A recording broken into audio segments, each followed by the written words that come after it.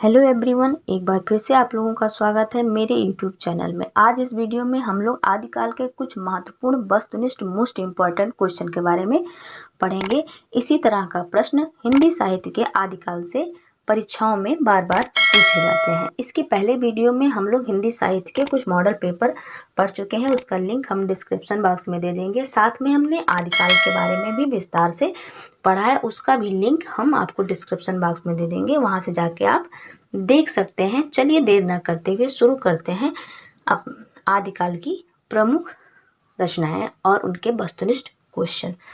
चलिए देखते हैं पहला क्वेश्चन, संदेश रासक किसकी रचना है? प्रश्न नंबर 1, संदेश रासक किसकी रचना है? ऑप्शन 1 दामोदर पंडित, ऑप्शन 2 रोड़ा, ऑप्शन 3 विद्यापति, ऑप्शन 4 अब्दुल रहमान। इसका सही उत्तर होगा ऑप्शन 4 अब्दुल रहमान। अगला क्वेश्चन देखते हैं, राउल बेल किसकी रचना है? राउल बेल किसकी रचना है? Option 1 Roda, option 2 Vidyadhar, option 3 Abdul, option 4 Jyotishwar Thakur. इसका सही उत्तर होगा ऑप्शन 1 रोड़ा। चलिए अगला क्वेश्चन देखते हैं, राजा मुंज को पुरानी हिंदी का प्रथम कवि किसने माना? राजा मुंज को पुरानी हिंदी का प्रथम कवि किसने माना? Option 1 Chandradhar Sharma Guleri, option 2 Ramchandra Shukla ji, option 3 Rahul Sankrityayan, option 4 Hazari Prasad Dwivedi. इसका सही उत्तर होगा ऑप्शन 1 चंद्रधर शर्मा गुलेरी। अगला क्वेश्चन देखते हैं, क्वेश्चन नंबर 4, देसिल बैना सब जन मिठा, देसिल बैना सब जन मिठा किसकी पंक्ति है? ऑप्शन 1 पुष्पदंत की, ऑप्शन 2 विद्यापति की, ऑप्शन 3 ज्योतिषर ठाकुर की, ऑप्शन 4 अब्दुल रहमान की। इसका सही उत्तर होगा ऑप्शन 2 विद्यापति की। अगला क्वेश्चन देखते हैं, भोला शंकर व्यास ने हिंदी के आरंभिक रूप को क्या कहा? भोला शंकर व्यास ने हिंदी के आरंभिक रूप को क्या कहा? ऑप्शन 1 अपभ्रंश, ऑप्शन 2 अवहट्ट, ऑप्शन 3 पुरानी हिंदी, ऑप्शन 4 प्राकृत। इसका सही उत्तर होगा ऑप्शन 2 अवहट्ट। अगला क्वेश्चन देखते हैं, अगला प्रश्न, कीर्त पताका किसकी रचना है? Very very most important question है गाइज, ध्यान से देखिएगा। कीर्त पताका किसकी रचना है? ऑप्शन 1 विद्यापति, ऑप्शन 2 रोड़ा कवि, ऑप्शन 3 आशुग, ऑप्शन 4 विद्याधर। इसका सही उत्तर होगा ऑप्शन 1 विद्यापति। अगला क्वेश्चन देखते हैं, अगला प्रश्न, आचार्य किशोरी दास वाजपेयी ने अपभ्रंश को क्या कहा? आचार्य किशोरी दास वाजपेयी ने अपभ्रंश को क्या कहा? ऑप्शन 1 अड़ा भाषा, ऑप्शन 2 प्राकृत भाषा, ऑप्शन 3 अवहट्ट भाषा, ऑप्शन 4 देश भाषा। इसका सही उत्तर होगा ऑप्शन 1 अड़ा भाषा। अगला प्रश्न देखते हैं, अवहट्ट शब्द का सर्वप्रथम प्रयोग मिलता है, अवहट्ट शब्द का सर्वप्रथम प्रयोग मिलता है ऑप्शन 1 कीर्त पताका में, ऑप्शन 2 विद्यापति या मैथिली में, ऑप्शन 3 बड़ रत्नाकर में, या ऑप्शन 4 नाट्य शास्त्र में। अवहट्ट शब्द का प्रयोग सर्वप्रथम बड़ रत्नाकर में मिलता है। इसका सही उत्तर होगा ऑप्शन 3 बड़ रत्नाकर। अगला क्वेश्चन देखते हैं, क्वेश्चन नंबर, अगला प्रश्न, कुमार पाल चरित के रचनाकार हैं? कुमार पाल चरित के रचनाकार हैं ऑप्शन 1 हेमचंद्र, ऑप्शन 2 नरपति नाला, ऑप्शन 3 चंद्रवरदाई, ऑप्शन 4 केशोदास। इसका सही उत्तर होगा ऑप्शन 1 हेमचंद। अगला क्वेश्चन देखते हैं, अगला प्रश्न, प्राकृत पैगलम किसकी रचना है? प्राकृतिक पैगलम किसकी रचना है? Option 1 Lakshmidhar, option 2 Shridhar, option 3 Hal, option 4 Lalach दास। इसका सही उत्तर होगा ऑप्शन 1 लक्ष्मीधर। अगला क्वेश्चन देखते हैं, अगला प्रश्न है, मैथिली कोकिल किसे कहा जाता है? वेरी वेरी मोस्ट इम्पॉर्टेंट, बार बार पूछा गया प्रश्न है परीक्षाओं में। मैथिली कोकिल किसे कहा जाता है? अमीर खुसरो को, ऑप्शन 1, ऑप्शन 2 हेमचंद्र को, ऑप्शन 3 विद्यापति को, या ऑप्शन 4 सरहप्पा को। इसका सही उत्तर है विद्यापति को। मैथिली कोकिल विद्यापति को कहा जाता है।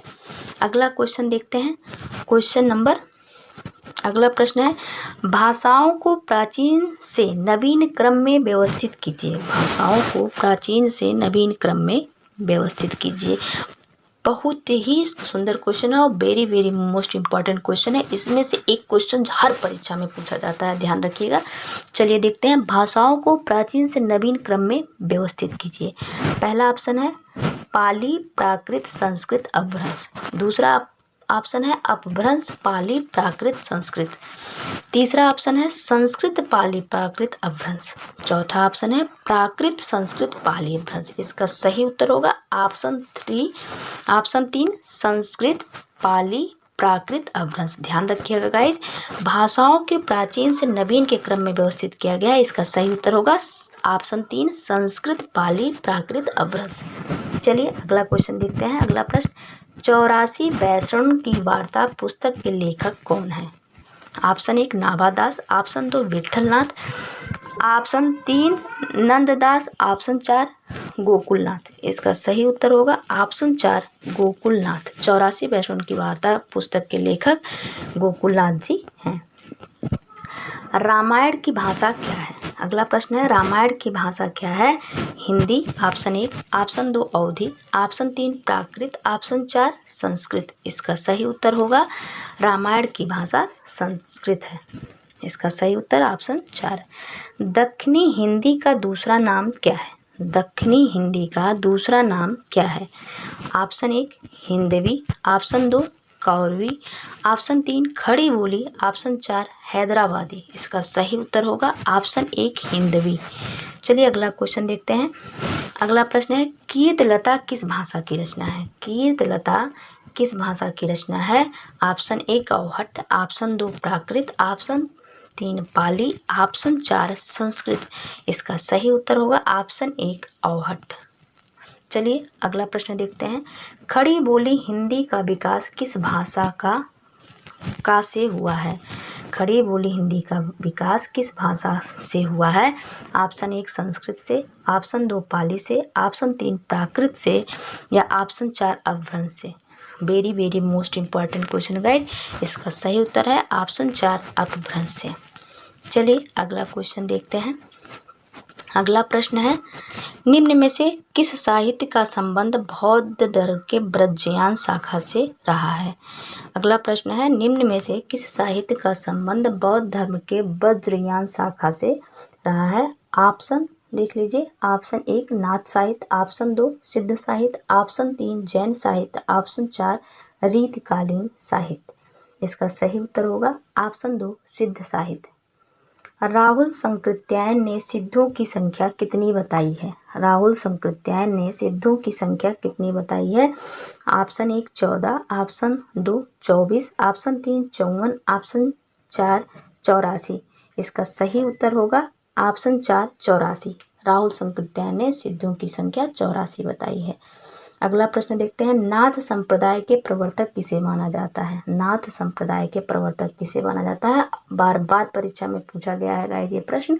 ऑप्शन देखिए, option 1 Gorakhnath, option 2 Matsyendranath, option 3 Adityanath, option 4 कोई नहीं। इसका सही उत्तर होगा ऑप्शन 1 गोरखनाथ।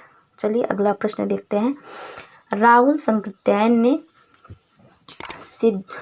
नाथ संप्रदाय के प्रवर्तक किसे माना जाता है? गोरखनाथ को हम पढ़ चुके हैं। और आगे देखते हैं, नाथों की संख्या कितनी है? अगला प्रश्न है, नाथों की संख्या कितनी मानी गई है? Option 1 12, option 2 15, option 3 9, option 4 18। इसका सही उत्तर होगा ऑप्शन 3 9। नाथों की संख्या 9 बताई गई है। अगला प्रश्न देखते हैं, हठ योग को अपनी साधना पद्धति का अनिवार्य अंग किसने माना? हठ योग को अपनी साधना पद्धति का अनिवार्य अंग किसने माना है?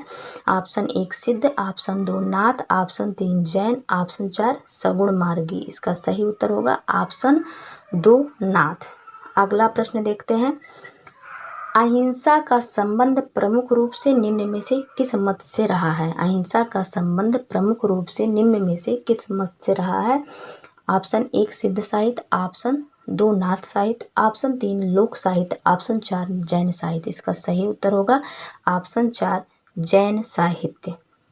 जैन कवियों ने, अगला प्रश्न है, जैन कवियों ने निम्न में से कौन सा काव्य शैली प्रमुख रूप से अपनाया है? जैन कवियों ने निम्न में से कौन सा काव्य शैली प्रमुख रूप से अपनाया है? ऑप्शन 1 रास, ऑप्शन 2 फागु, ऑप्शन 3 आचार, ऑप्शन 4 चरित्र। इसका सही उत्तर होगा ऑप्शन 1 रास। चलिए अगला प्रश्न देखते हैं। रास परंपरा का प्रथम ग्रंथ किसे माना जाता है? रास परंपरा का प्रथम ग्रंथ किसे माना जाता है? Very very most important question. Option 1 चंद्रवाला रास, ऑप्शन 2 भारतेश्वर बाहुबली रास, ऑप्शन 3 श्रवक 4, ऑप्शन 4 स्थूल भद्र रास। इसका सही उत्तर होगा ऑप्शन 2 भरतेश्वर बाहुबली रास। अगला प्रश्न देखते हैं। किस इतिहासकार ने आदिकाल को धार्मिक साहित्य को हिंदी साहित्य की सीमा से बाहर का माना था? किस इतिहासकार ने आदिकाल के धार्मिक साहित्य को हिंदी साहित्य की सीमा से बाहर का माना है? Option 1 Rahul Sankrityayan, option 2 Hazari Prasad Dwivedi, option 3 Ramchandra Shukla, option 4 Namvar Singh. इसका सही उत्तर होगा option 3 Ramchandra Shukla. Okay guys, मिलते हैं अपने नेक्स्ट वीडियो में। Thank you for watching. आप मेरे चैनल पे नए हो तो प्लीज़ लाइक सब्सक्राइब कमेंट ज़रूर कीजिएगा। Bye bye.